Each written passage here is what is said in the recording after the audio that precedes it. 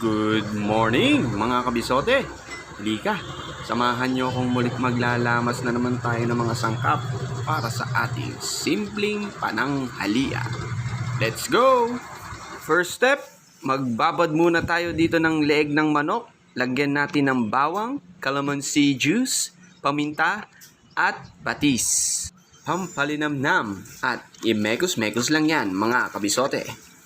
Next step, pang breading naman ang gagawin natin. Meron tayong ditong cornstarch, paprika, paminta, at asin. Ganun lang kasimple mga kabisote. Huwag na nating gawing komplikado pa. At i-coat na natin yung mga leeg ng manok natin. Then, paikot-ikutin lang natin yan sa ating breading. Parang kanta ni Sarah Geronimo. Ikot-ikot lang, ikot-ikot lang. Then, saka natin i-deep fry ang ating mga leeg ng manok. Ingat-ingat lang mga